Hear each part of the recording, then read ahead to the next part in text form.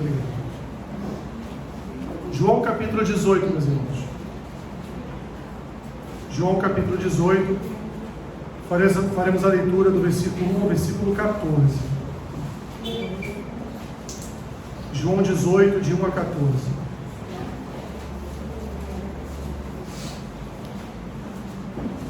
Estamos aí caminhando para o fim, do Evangelho de João, do Evangelho escrito por João, melhor dizendo.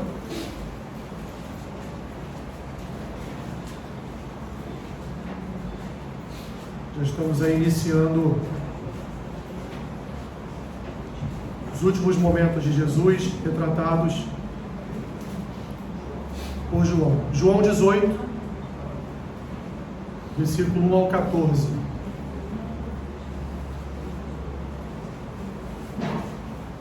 Amém?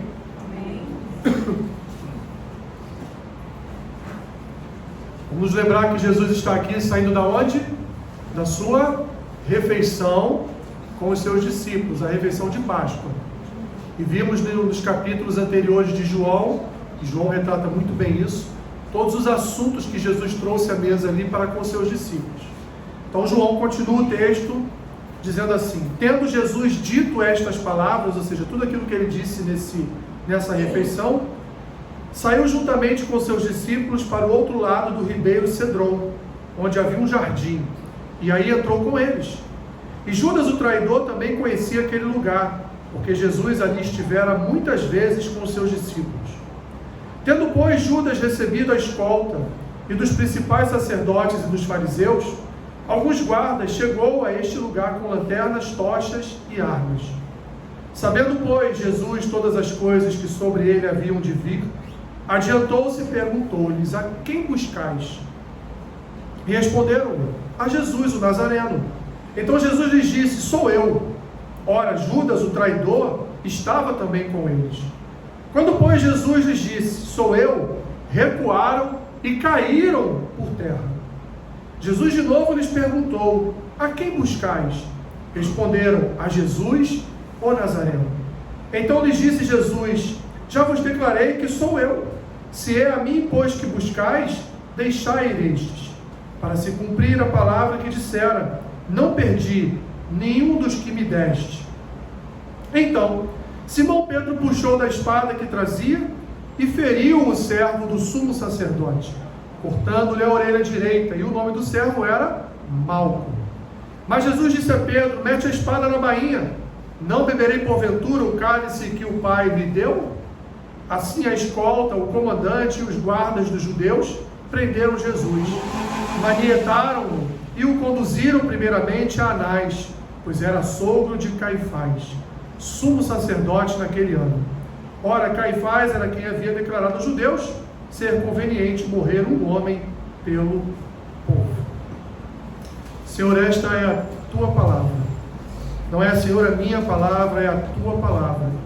Portanto, que ela venha falar ao coração do teu povo nesta manhã com poder e autoridade, e no nome do teu Filho amado Jesus.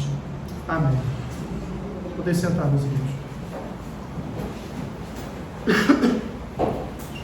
Vocês percebam que desde aqueles tempos já havia conchavos da justiça, né? Aqui no final do texto, quando eu li isso aqui, eu comecei a rir.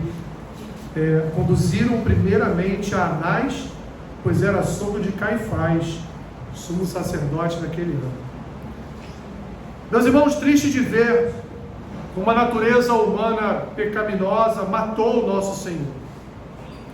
Você pode dizer: mas isso estava registrado já desde o início, que o filho da mulher morreria, e lá, através dos profetas, que o Senhor Jesus seria morto, e era necessário que isso acontecesse, sim, mas poderia acontecer de uma forma natural e não de uma forma em que a natureza humana pecaminosa fosse ali usada para prender e matar o nosso Senhor. A proximidade com Jesus em nenhum momento impediu a maldade refletida na traição de Judas. Judas era próximo de Jesus. E o cenário, meus irmãos, aqui apresentado por João, gera reflexões para cada um de nós a respeito do caráter humano, mas não só isso, como nos ensinou lá o Salmo 36, a respeito também do caráter de Deus. Nós vamos ver isso já já.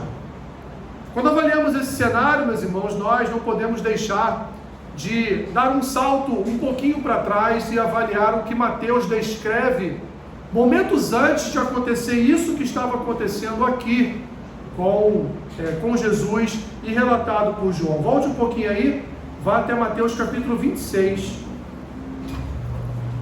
Mateus 26.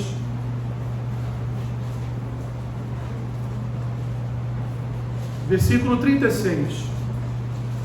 Mateus 26, 36.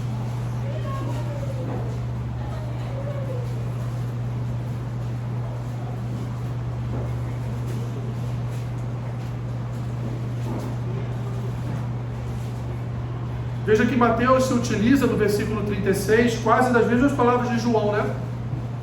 O que João disse lá no versículo 1? Tendo Jesus dito essas palavras, aí você vai a Mateus e Mateus diz, em seguida, ou seja, depois da refeição, depois que eles estiveram juntos se alimentando, foi Jesus com eles a um lugar chamado Getsêmani e disse a seus discípulos, assentai-vos aqui enquanto eu vou ali orar. E levando consigo quem? Pedro e aos 2 filhos de Zebedeu. Quem eram os 2 filhos de Zebedeu? João e Tiago. Você não valia, né, Solange? Deu como? João e Tiago e mais Pedro foram na companhia mais íntima de Jesus para mais dentro do jardim. E ali então começou a entristecer-se e o seu coração começou a se angustiar. Então lhes disse, a minha alma está profundamente triste até a morte. Ficai aqui comigo e vigiai. Adiantando-se um pouco, prostrou-se sobre o seu rosto, orando e dizendo, meu Pai, se possível, passa de mim este cálice. Todavia não seja como eu quero, e sim como tu queres. E voltando para os discípulos, achou-os dormindo, e disse a Pedro, então, nem uma hora pudestes vós vigiar comigo? Vigiai e orai para que não entreis em tentação. O espírito, na verdade, está pronto, mas a carne é fraca. Tornando a retirar-se, orou de novo, dizendo, meu Pai, se não é possível passar de mim este cálice, sem que eu o beba, faça-se a tua vontade. E voltando, achou-os outra vez dormindo, porque os seus olhos estavam pesados. Deixando-os novamente, foi orar pela 3ª vez, repetindo as mesmas palavras. Então voltou para os discípulos e lhes disse, ainda dormis e repousais? Eis que é chegada a hora, e o Filho do Homem está sendo entregue nas mãos de pecadores. Levantai-vos, vamos, eis que o traidor se aproxima. Pule para João novamente. Então aqui nós avaliamos e nós vimos todo o contexto registrado nesses momentos em que Jesus esteve ali no jardim. Mateus, meus irmãos, confirma para nós a nossa fraqueza espiritual. A fraqueza espiritual do homem, meus irmãos, e a falta de discernimento e de entendimento espiritual. Jesus estava ali pedindo aos seus discípulos, pelo amor de Deus, orem comigo. Pelo amor de Deus, vigiem junto de mim. Por favor, me ajudem, porque eu estou transtornado com tudo que vai me acontecer. Eu preciso da ajuda de vocês. E o que eles fizeram? Dormiram.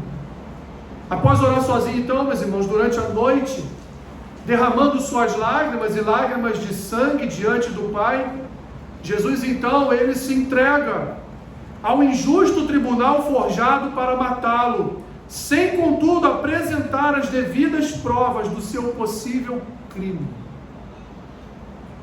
Meus irmãos e irmãs, é fato que as Escrituras nos ensinam que o homem é mau, a sua natureza é caída. Somos, meus irmãos, traidores natos, distraídos com os sonhos desta vida, e muitas vezes sem nos importarmos verdadeiramente com aquilo que agrade o nosso Senhor.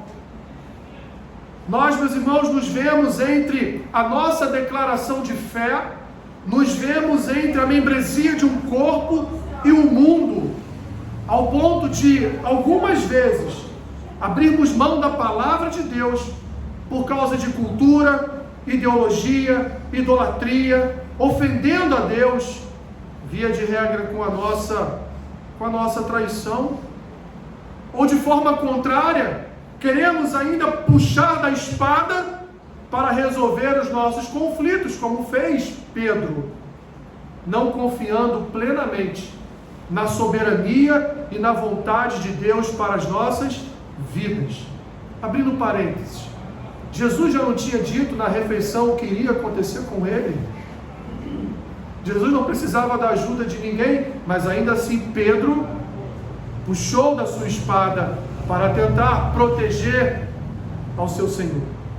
O cenário, meus irmãos, que João apresenta já é o resultado de uma agonia, de uma noite de agonia do nosso Senhor, mas é resultado também da distração aliada à preguiça dos seus discípulos. E disso tudo podemos extrair também a traição do próprio discípulo chamado Judas.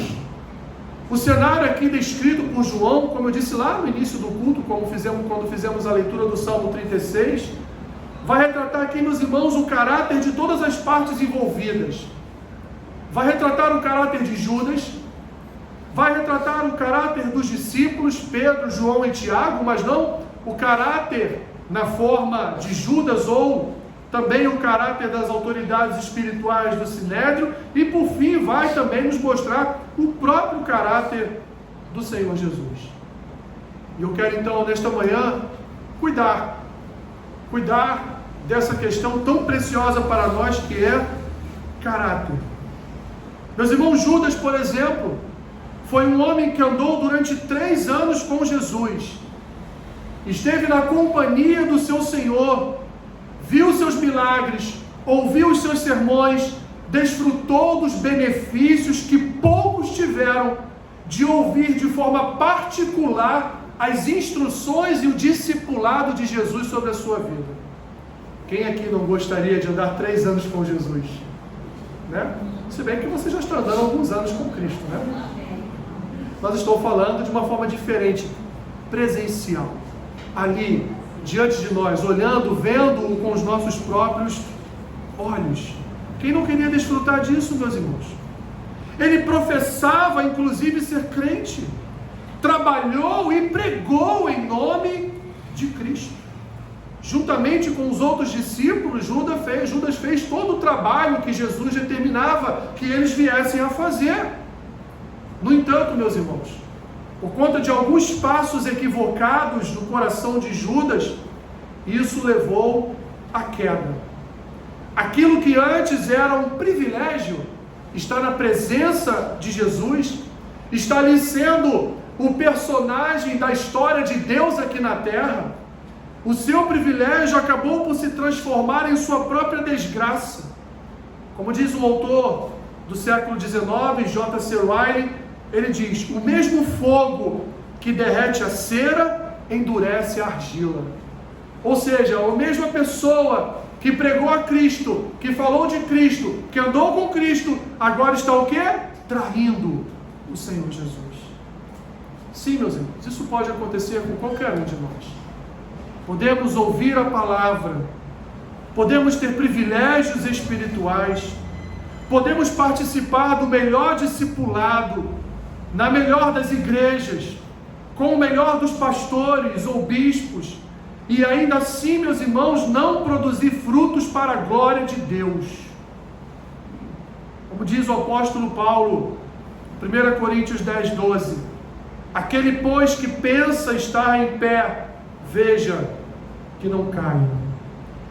O amor ao mundo, meus irmãos, e ao dinheiro, como o próprio apóstolo João vai dizer na sua primeira carta, um pouquinho mais lá para frente, já no final das Escrituras, o amor ao mundo e ao dinheiro acaba por ser um pecado habitual no coração dos homens, o que pode redundar numa tremenda confusão espiritual, quando buscamos riquezas e nos esquecemos que o verdadeiro tesouro nós já temos, que é o Senhor Jesus. Poderia dizer mais coisas, meus irmãos, mas estaria aqui sendo repetitivo. Mas o fato é que Judas não era um homem que estava entre os 12, mas que não corroborava com tudo que os 12 faziam. Muito pelo contrário, Judas era um homem importante ali na presença de Cristo.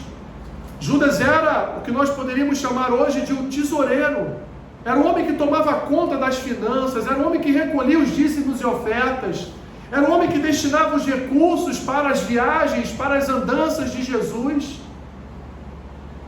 Era um homem que, quando chegava na cidade, provavelmente buscava ali o melhor self-service, uma self-service mais barato para eles não gastarem tanto.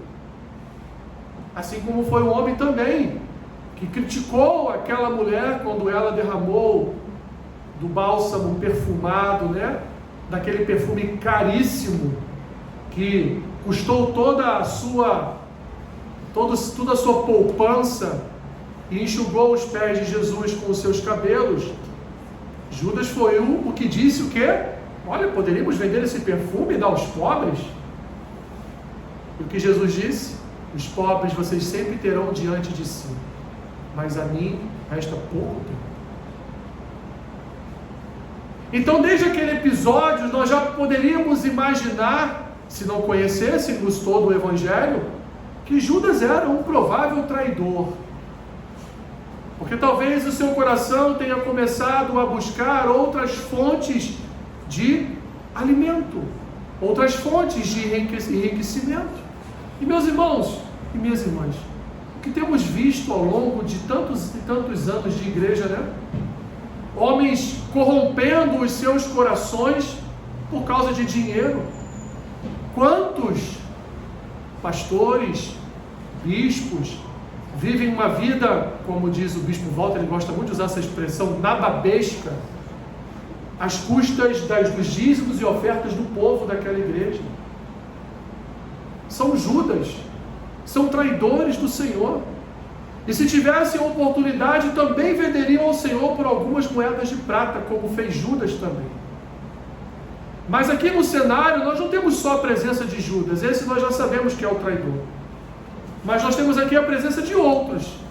Lembram lá de Mateus, quem Jesus levou para mais dentro do jardim para orar com ele? Quem foi? Pedro, Pedro, vamos juntos? Pedro, Tiago e João. Nunca mais vocês vão esquecer. Nós temos os discípulos. Os discípulos que João aqui, não sei porquê, prefere omitir. Eu não sei porquê, João não falou. Que eles dormiram, que eles não estavam atentos ao que Jesus precisava. Eu não sei porquê João não disse. Por que será, Mas ele não disse. Mas Mateus disse. E nós vimos lá no relato de Mateus o que aconteceu. Nós não podemos então deixar de fora, ainda que não estivessem aqui falando um pouco, não estivesse aqui registrado no texto falando um pouco do que aconteceu, mas não podemos deixar, meus irmãos, de fora os discípulos. Percebo que Jesus era o mestre da solicitude. Jesus amava estar sozinho nas madrugadas orando. Quantos textos nós já vimos em que Jesus, logo após de estar com a multidão, ele se recolhe e vai sozinho para um outro lugar, às vezes atravessa até lagos, de barquinho sozinho, vai para outro canto para ficar sozinho ali com o Pai, orando durante toda a madrugada. Jesus gostava de passar as madrugadas orando na presença do Pai. Mas olha que coisa, meus irmãos, justamente nesse momento, e talvez o momento em que a sua oração fosse mais fervorosa, porque ele sabia o que estava por vir contra a sua vida, ele então convida 3 de seus mais chegados discípulos para o ajudarem a orar, para dar forças a ele, para que ele viesse atravessar esses momentos que estariam chegando sobre a sua vida. Mesmo, meus irmãos, depois de horas juntos na refeição da Páscoa, mesmo, meus irmãos, depois de tudo que Jesus expôs a respeito do seu futuro, parece que eles não entenderam bem o que aconteceria. Ou se entenderam, temeram, ou se quase entenderam, preferiram dormir. Jesus, meus irmãos, estava ali precisando de ajuda, precisando de amigos que estivessem com ele em oração, que intercedessem por ele. Mas os seus amigos e discípulos dormiram. Evidente, meus irmãos, que isso não vai refletir o caráter dos seus discípulos, porque nós vamos ver ao algum tempo depois, qual era o caráter de cada um desses discípulos. O que foram as suas vidas diante de Deus, por conta da santidade presente nesses homens. Mas é fato que neste momento aqui, meus irmãos, nós vemos aqui refletida a negligência dos seus discípulos num momento extremamente delicado para a vida de Jesus. Vemos aqui, meus irmãos, a negligência, ou podemos chamar de distração espiritual, e isso, meus irmãos, também é um pecado. Porque mesmo de forma involuntária ou inconsciente, podemos até certa medida, meus irmãos, pecar contra o Senhor nestes mesmos termos. Quantas pessoas já precisaram da sua ajuda em oração e talvez você não tenha orado?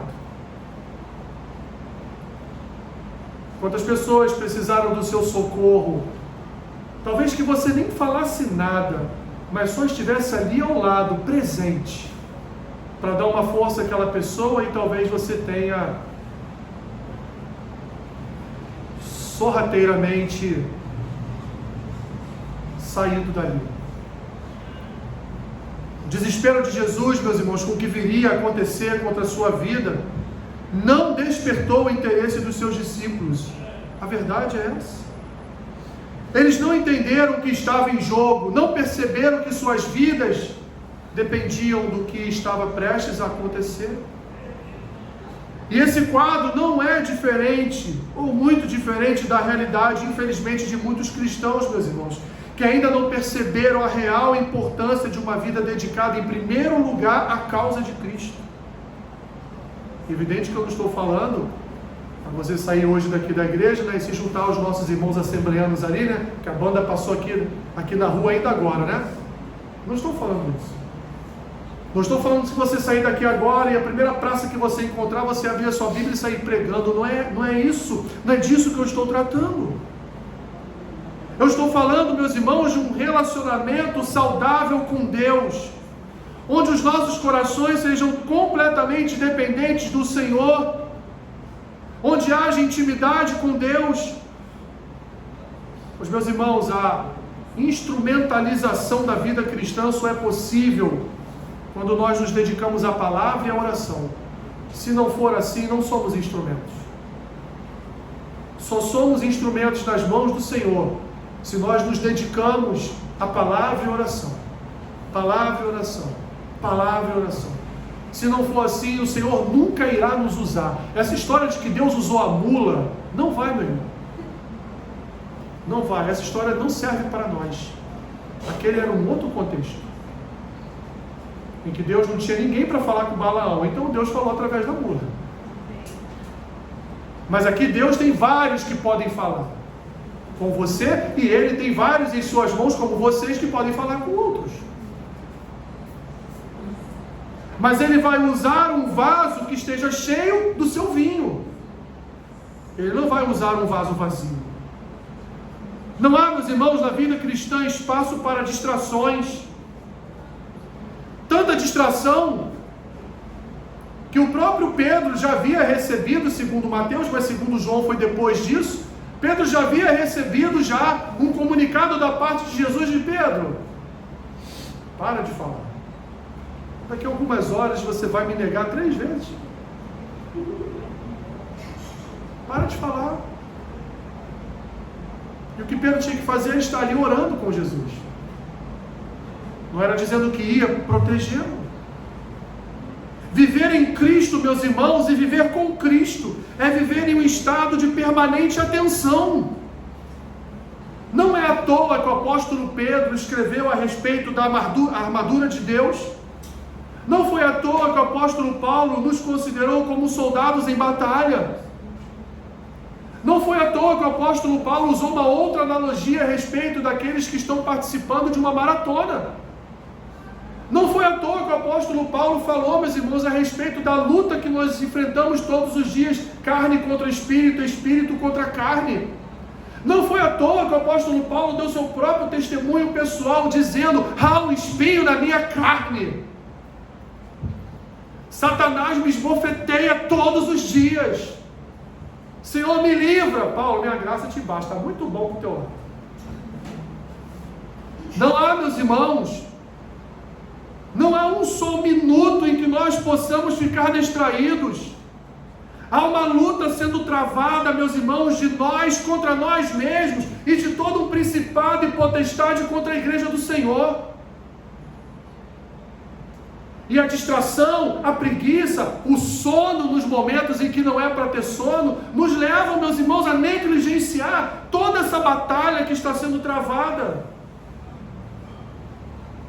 Travamos uma batalha contra nós mesmos, porque como o profeta nos revela, o nosso coração corre sempre, desesperadamente, em primeiro lugar para aquilo que é mal. Quem dera que o nosso coração sempre escolhesse em primeiro lugar o lado bom. Mas ele sempre olha em primeiro lugar para o lado mal.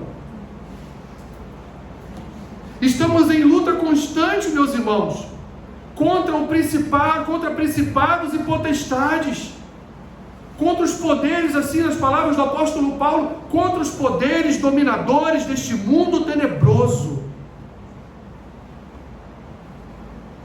E aí eu pergunto aos irmãos e irmãs, será que se os seus discípulos estivessem ali orando com o Senhor Jesus, segurando em suas mãos, abraçando Ele, chorando junto com Ele, será que o terror dele seria tão grande assim naquele momento no Getsemane? Será que ele oraria ao Pai dizendo: Senhor, passa de mim esse cálice? Tipo dizendo assim: olha, eu vim para cumprir, mas não dá para ser mais fácil?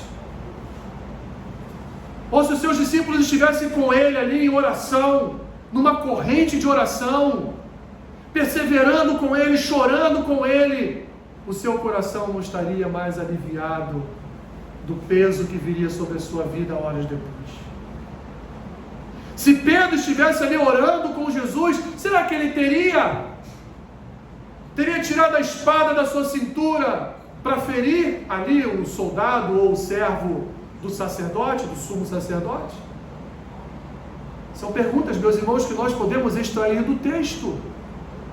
Se algumas coisas teriam acontecido, não, é evidente que Jesus iria morrer, isso era certo. Não seria a oração dos seus discípulos que livraria o Senhor da morte, mas seria as suas orações, a sua companhia, a sua ajuda, que traria consolo ao coração de Cristo, ao coração do homem Jesus. Em terceiro lugar, meus irmãos, aí temos, logo no final, versículos 12 a 14, vemos aí o caráter das lideranças espirituais. As Escrituras dizem, meus irmãos, a quem muito é dado, muito será cobrado. E esse é um peso muito grande. Vejam que assim como Jesus se apresenta e diz: eu sou o Jesus, o Nazareno, o que acontece com os soldados? O que o texto diz, nos revela? Eles caem na presença de Jesus. O que vocês vieram aqui? Estão procurando quem? Estamos procurando Jesus, o Nazareno. Sou eu. Imagina essa cena. Todo mundo caindo diante de Jesus. Todos os demônios que ali estavam, naqueles homens, se prostrando diante do Autor do Universo. Os soldados caíram na sua presença. Mas, meus irmãos, a inveja, o ciúme, até mesmo o medo, a incompreensão, foram sentimentos que alimentaram os corações dos escribas, fariseus, saduceus e sacerdotes contra o Senhor Jesus. O legalismo da lei endureceu seus corações, afetou o seu entendimento, cauterizou as suas mentes. O Messias para eles deveria ser o vingador, mas Jesus, o verdadeiro Messias, ele era amor. As suas palavras chocaram aqueles homens, pois eles não queriam paz, eles queriam guerra contra seus adversários. Mas Jesus interpretou a lei, discipulou para o verdadeiro sentido dela, transformou as bases do legalismo em bases graciosas do seu amor eterno. Mas, meus irmãos, aqueles homens olharam para Jesus, e os olhos são as janelas da nossa alma. Eles permitiram que a inveja, Eles permitiram que a crença no Messias, que não foi o tipo de Messias prometido pelos profetas, viesse a transtornar os seus corações, viesse a contaminar os seus corações. Aqueles homens, meus irmãos, eles não fizeram como Cristo, eles não ensinaram a perdoar, com eles era olho por olho, dente por dente. Aqueles homens, meus irmãos, eles não ensinaram a amar e a ceder aos seus adversários. Eles ensinavam ao povo que o inimigo era inimigo e, portanto, deveria ser derrotado. Eles não ensinaram a perdoar dívidas. Eles ensinaram a cobrar a dívida, e se fosse impagável, então que aquele homem e com a sua família se tornassem escravos deles, dos seus credores. Aqueles homens, meus irmãos, eles não ensinaram a verdadeira forma de jejum ao povo. Eles ensinaram o povo a jejuar e mostrar a sua face transtornada pela fome, para dizer a todos: estou jejuando. Aqueles homens não ensinaram o povo a ir até o seu quarto e em secreto falar com o Pai, e em secreto ser abençoado pelo Pai. Mas aqueles homens ensinaram ao povo: ore em público para todo mundo ver quanto piedoso você é, o quão santo você é. Aqueles homens, meus irmãos, eles não ensinaram a se relacionar intimamente com o Pai, porque quando Jesus falou, se utilizou da expressão Abba, Pai, eles se escandalizaram. Como assim ele pode chamar o Pai de paizinho? Como assim ele pode ter tamanha intimidade com Deus?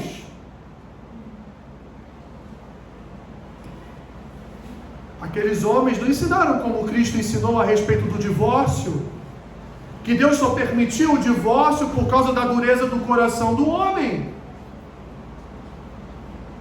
Aqueles homens não ensinaram, ou aqueles homens não discipularam o povo a ter intimidade com o Senhor e a cumprir a vontade de Deus e a crer na soberania do Senhor. Tudo isso Jesus ensinou. E tudo isso chocou. Tudo isso criou nos seus corações inveja. Você já viu um invejoso como ele é?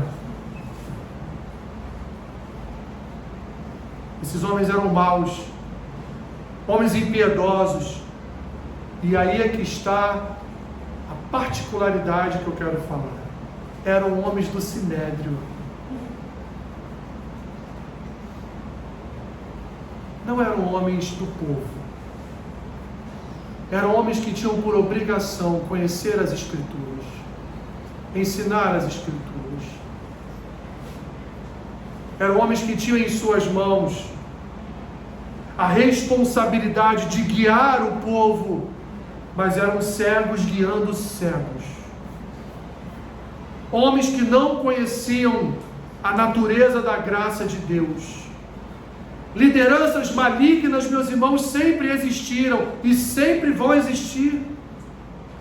Mesmo travestidos de homens de Deus, os seus frutos são podres. Líderes que impunham medo ao povo. Ou vocês nunca viram pastores dizendo para ovelhas: se você sair daqui e for para outra igreja, eu vou orar para Deus te amaldiçoar.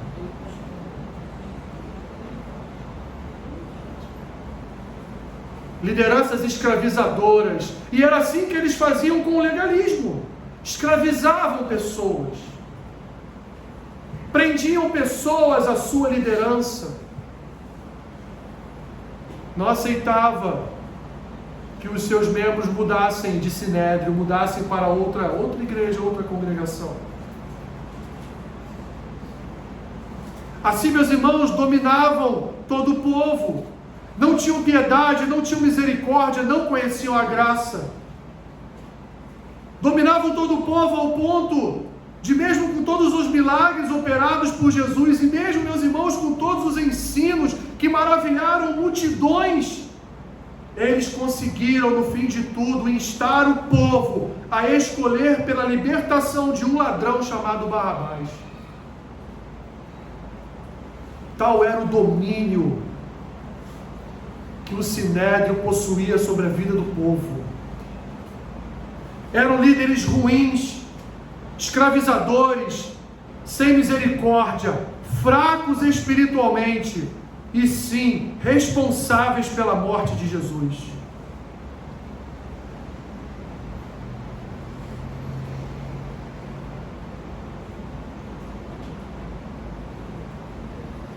Você nunca viu um desses por aí, né?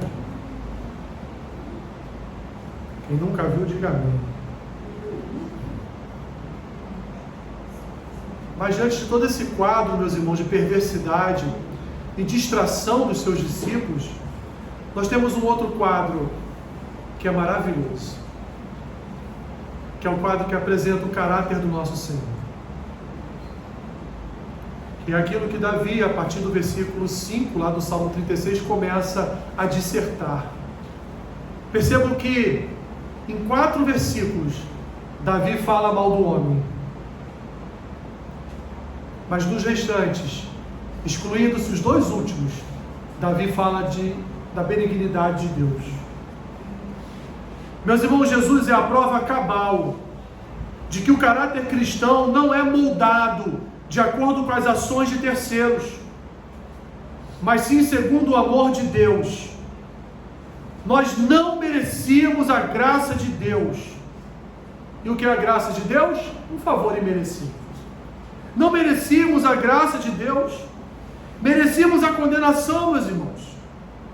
Mas o que Jesus veio fazer? Ele veio cumprir o amor do Pai em nós. E Ele voluntariamente, Ele não só se apresentou no seu nascimento, mas Ele também se apresentou à sua morte, quando Ele diz: sou eu sou Jesus, o Nazareno. E olha o que Ele faz, meus irmãos, no versículo 8: já vos declarei que eu sou, se é a mim, pois, que buscais. Ele, nesse momento de dor, meus irmãos, ele ainda se preocupa com seus discípulos: deixe-os ir. Leve só a mim. Não leve os coautores desse crime que vocês estão dizendo que eu cometi. Mas leve só a mim, deixe meus discípulos irem embora.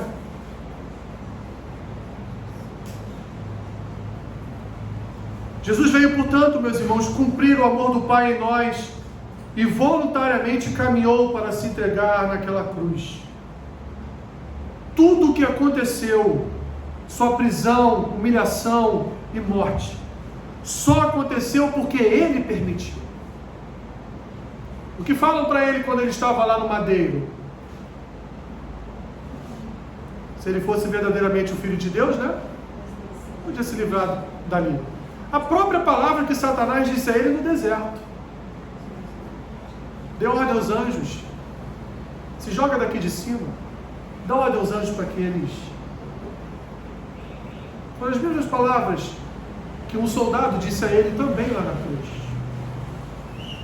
Tudo isso aconteceu, meus irmãos, porque Ele escolheu que acontecesse. Ele foi obediente até a morte, mesmo sabendo tudo que sofreria. Ele não abriu mão de morrer para nos salvar, meus irmãos.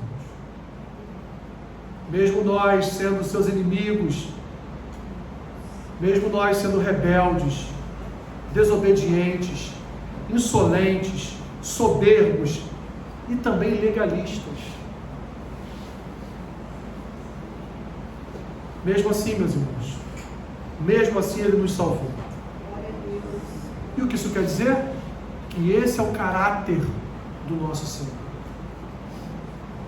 Esse é o tipo de caráter que Ele ensinou nos 3 anos em que Ele esteve na presença dos seus discípulos. Esse é o caráter do nosso Salvador, moldado pelo amor, pela graça e pela misericórdia. Ele se entregou, disse: eu estou aqui, sou eu. Ele não se escondeu dos seus inimigos, porque Ele sabia que deveria padecer nas mãos dos seus inimigos, para que grande parte dos seus inimigos fosse salva. Que hilário, né? Ele deveria se entregar nas mãos dos seus adversários, para que grande parcela dos seus adversários fosse salva. Sua misericórdia, meus irmãos, ultrapassou os limites dos muros da igreja. Quando ele restaurou o ferimento da espada de Pedro na orelha de Malco, até com isso Jesus se preocupou. Até com isso o Senhor se preocupou em restaurar o ferimento causado por Pedro e a novamente trazer a Pedro a sua mensagem de graça e de misericórdia. Não será através da espada. O caráter de Jesus, meus irmãos, nos ofende. O caráter de Jesus nos faz corar de vergonha. Mas o caráter de Jesus também nos guia em direção à santidade. O caráter de Jesus também nos molda no seu amor. O caráter de Jesus é para nós, meus irmãos, a escola da misericórdia e do perdão. O seu caráter nos impele a amar incondicionalmente. O seu caráter nos conduz a todos os dias ministrarmos a sua palavra, a nós mesmos e a outros. O seu caráter, através do seu Espírito, portanto, vai nos modelando a sua imagem, vai nos levando a corroborar com a sua semelhança. E assim todos os dias em nossas vidas. Muitos Judas ainda surgirão, muitos falsos profetas ainda surgirão, muitas lideranças ímpias ainda surgirão, muitos homens maus ainda guiarão parte do corpo. Mas, meus irmãos, há um, como disse Davi no Salmo 36, que é bom. E se há um que verdadeiramente nos guia, esse é o nosso Senhor. É Ele que guia a sua igreja. É Ele que guia os passos do seu povo. E é Ele que, através da sua palavra, vai nos moldando a realidade da sua santidade e do seu caráter todos os dias. Todos os dias. Todos os dias. Quero terminar dizendo aos irmãos, todo o quadro que nos foi apresentado aqui, um pouco ali no Getsemane por João, só 14 versículos, e todo o quadro que nos foi apresentado em 10 versículos também lá por Mateus, mas um quadro um pouquinho mais extenso, com alguns detalhes a mais. Nós podemos extrair disso tudo, meus irmãos, duas coisas. Duas coisas. Em primeiro lugar, aquilo que está descrito em Provérbios: guarde o seu coração, porque dele procede as fontes para a vida. Mas o sábio Salomão em Provérbios, ele quis dizer que também gera morte. Essa é a primeira conclusão. Judas não cuidou do seu coração. Ele não guardou o seu coração. Os seus discípulos não guardaram os seus corações. E aí agora vem a segunda conclusão que podemos chegar. Nossa vida, meus irmãos, depende da palavra e da oração. Os discípulos tinham diante de si mesmos ali o Verbo. O Verbo revelado por João em João capítulo 1. O Verbo estava diante deles. A palavra estava diante deles. E olha que interessante, eles não obedeceram à palavra. Eles não obedeceram o chamado da palavra. Vem, orem comigo. Estejam comigo aqui no jardim. E não oraram. Não se atentaram à palavra e também não oraram segundo a palavra os convidava. Meus irmãos, a nossa vida enquanto adoradores de Cristo, a nossa vida enquanto crentes em Cristo, a nossa vida enquanto aqueles cujo Espírito Santo ainda está tabernaculando em nós, como diz Paulo, não há, meus irmãos, espaço em nossas vidas para distração. Não há espaço em nossas vidas, meus irmãos, para sono. O sono que eu estou dizendo não é o sono de dormir, mas é o sono de dormir para os acontecimentos que estão diante de nós. É estarmos distraídos para tudo que está acontecendo. negligenciando as coisas que estão acontecendo ao nosso redor, seja na sua casa, seja no seu trabalho, seja na rua, seja na igreja, em qualquer lugar onde você estiver, nós não podemos negligenciar o que está ao nosso redor, meus irmãos. Porque nós estamos numa luta constante contra nós mesmos, para guardar o nosso coração de todo mal, e estamos numa outra luta contra os principados e potestades que dominam esse mundo tenebroso, como diz o apóstolo Paulo. Que o Senhor, então, que Ele venha a cada dia de verdadeiramente moldar o nosso caráter, que Ele venha a cada dia nos ensinar mais e mais conforme a sua palavra, para que não sejamos encontrados como traidores iguais a Judas, para que não sejamos encontrados como pessoas, homens e mulheres distraídos como seus discípulos, negligenciando todo o peso de uma natureza espiritual que hoje está sobre nós, que é essa luta, essa batalha que enfrentamos todos os dias, e que nós também não sejamos apanhados em legalismos, deixando de lado a piedade, a graça e o amor que a palavra de Deus nos ensina todos os dias, para que no final disso tudo venhamos a refletir o verdadeiro caráter do nosso Senhor.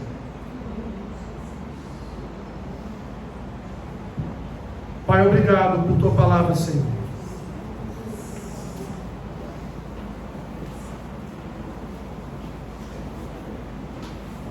Ensina-nos a buscarmos sempre proteção para os nossos corações. Ensina-nos, ó Deus, a manifestarmos frutos que venham alimentar a vida e os corações de outras pessoas. Que venhamos a refletir o teu santo caráter, ou o teu caráter santo diante de todos. Que a tua luz, Senhor, brilhe em nós e venha refletir na vida de outras pessoas. Que sejamos testemunhos do teu caráter, da tua graça, do teu cuidado e do teu amor. Que sejamos verdadeiramente imagem e semelhança do Senhor. Que toda raiz de malignidade venha a ser repreendida e caia por terra, em nome de Jesus. Ajuda-nos, ó Deus, na nossa caminhada de fé, esperança e amor. É o que nós te pedimos como igreja, nessa simples oração. E fazemos isso no nome do teu Filho Jesus. Amém.